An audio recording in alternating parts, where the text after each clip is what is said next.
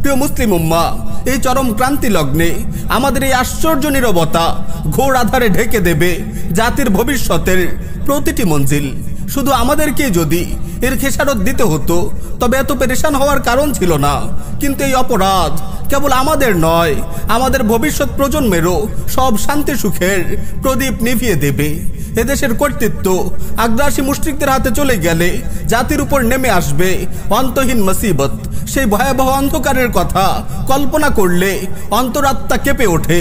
Arakan, Kashmir ও বোখারা, সমরকন্দের ইতিহাস থেকে যদি কিছু শিক্ষা পেয়েও থাকি তবে বারবার বলবো, তাগুত শাসকের কাছে বিচার ও নিরাপত্তা প্রার্থনার কুফরি সংস্কৃতি চালু করে জাতিকে আমরা গোমরাহ করেছি।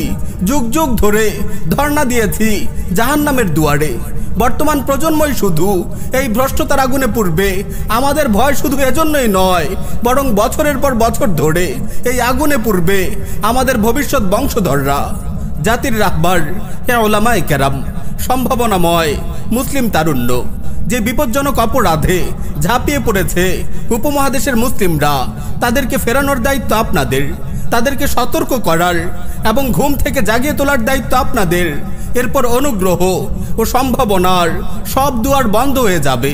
আরাকানের পাশবিক নির্যাতন আর অমানবিক ধ্বংসলীলা আপনারা দেখেছেন কাশ্মীরের ভাইদের রক্তাক্ত মুখ, শুনেছেন সম্ভ্রমহারা বোনদের করুণ আহাজারি।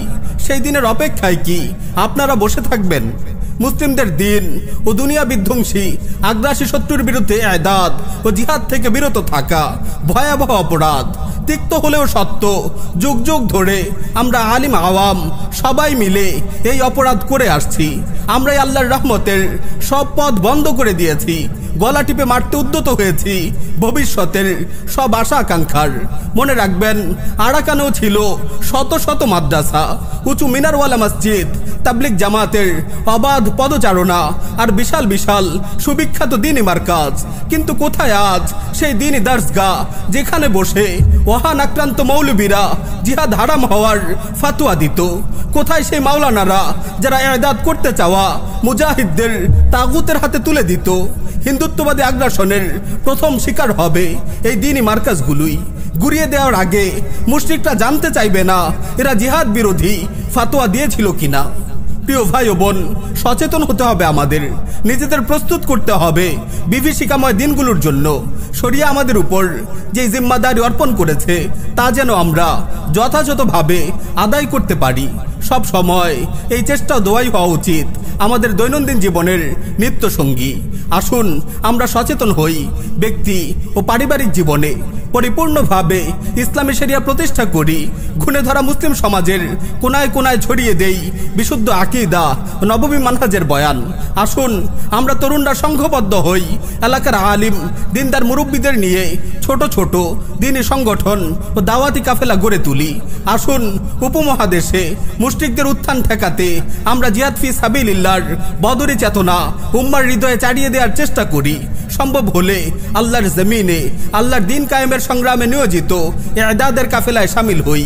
আমরা নিজেদের গড়ে তুলি, আগামী প্রজন্মকে হিন্দুত্ববাদী শিরকি তুফান মোকাবেলার জন্য প্রস্তুত করি।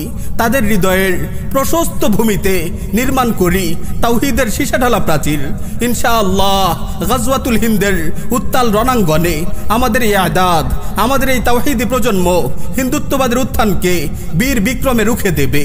শেষ হাসি মুসলিমরাই হাসবে, এটি প্রিয় নবী সাল্লাল্লাহু আলাইহি ওয়াসাল্লামের প্রতিশ্রুতি, এটি আমাদের ঈমান। শেষ হাসি মুসলিমরাই হাসবে, এটি প্রিয় নবী সাল্লাল্লাহু আলাইহি ওয়াসাল্লামের প্রতিশ্রুতি, এটি আমাদের ঈমান।